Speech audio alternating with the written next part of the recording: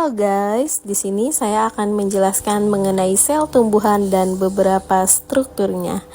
Check it out.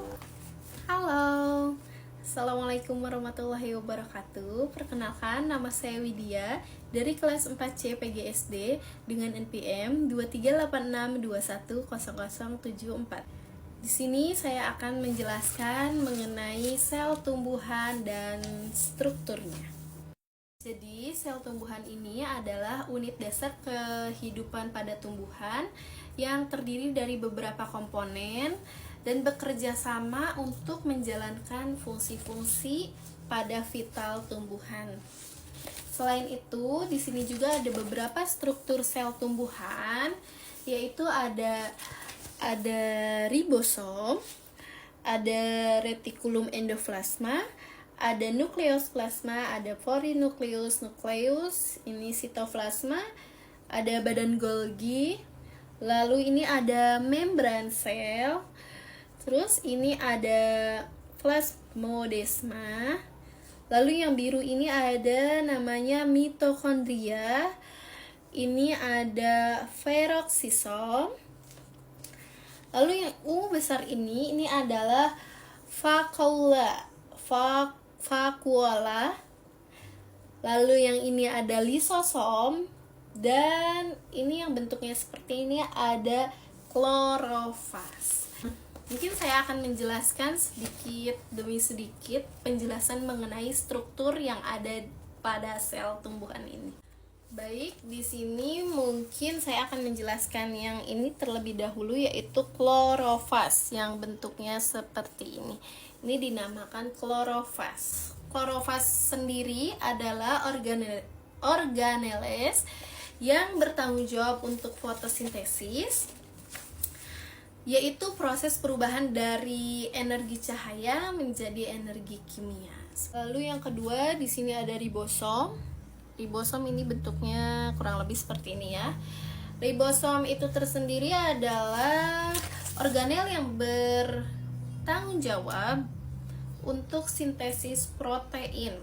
Ribosom sendiri terdiri dari dua subunit, yaitu ada subunit kecil dan ada subunit besar. Kalau subunit besar adalah ribosom yang terdiri dari RNA atau rRNA dan protein, sedangkan ribosom kecil adalah rRNA dan protein. Lalu yang selanjutnya di sini ada retikulum endoplasma, itu yang ini bentuknya. Retikulum endoplasma pada sel tumbuhan adalah organel yang terdiri dari jaringan membran yang kompleks dan berperan dalam berbagai proses seluler. Lalu selanjutnya di sini ada nukleus plasma. Nukleus plasma sendiri itu adalah bagian sel yang berfungsi sebagai pusat pengatur genetik plasma. Lalu yang selanjutnya di sini ada porinukleus. Porinukleus ini adalah struktur yang terdapat pada membran nukleus sel eukariotik yang termasuk sel tumbuhan juga. Nah, selain ada nukleus plasma dan porinukleus, di sini juga ada nukleusnya saja.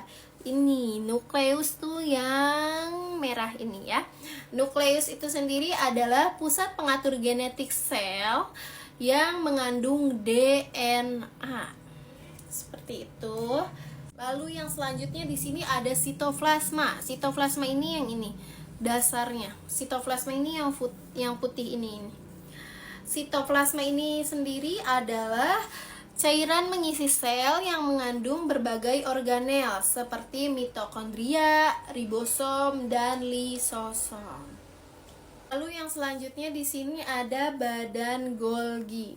Badan Golgi ini yang warna pink ini ya, yang seperti cacing.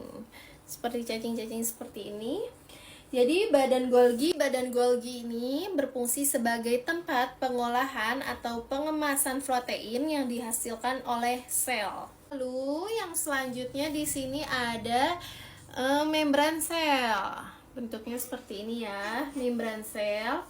Membran sel adalah lapisan yang memisahkan sitoplasma dari lingkungan luar. Selain itu, membran sel juga mengatur pergerakan zat-zat yang keluar masuk dari sel. Seperti itu.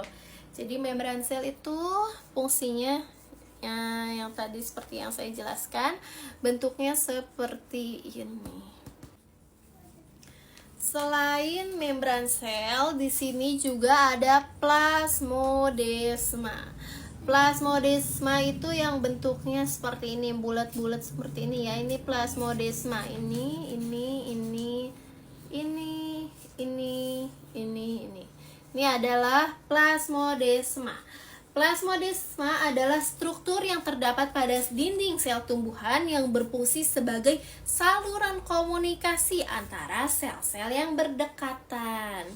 Jadi plasmodesma adalah struktur ini struktur yang terdapat pada dinding sel tumbuhan. Ini kan ada tuh banyak ya. Tuh 2, 3. Ini kan dinding sel tumbuhan yang berfungsi sebagai saluran komunikasi antara sel-sel yang berdekatan. Lalu yang selanjutnya di sini ada mitokondria. Mitokondria ini yang bentuknya seperti ini. Yang ini yang warna biru bentuknya seperti ini. Mitokondria adalah organel yang terdapat pada sel tumbuhan yang berfungsi sebagai tempat pengubahan energi kimia menjadi energi yang dapat digunakan oleh sel. Jadi yang warna biru ini adalah mitokondria. Fungsinya itu ya.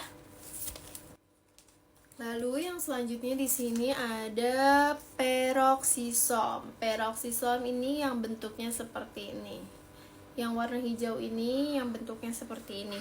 Peroksisom pada sel tumbuhan berfungsi untuk pengolahan atau penguraian molekul-molekul yang mengandung oksigen. Gitu ya. Jadi peroksisom berfungsi sebagai penguraian atau pengolahan molekul-molekul yang mengandung oksigen. Oke, yang selanjutnya di sini ada vakuola. Vakuola ini yang bentuknya seperti ini. Yang warna ungu di tengah-tengah. Vakuola ini yang ini ya. Vakuola pada sel tumbuhan berfungsi untuk tempat penyimpanan dan penguraian molekul-molekul. Nah, vakuola ini tempat penyimpanan dan penguraian molekul-molekul. Oke, selanjutnya yang terakhir di sini ada lisosom. Yang bentuknya seperti ini.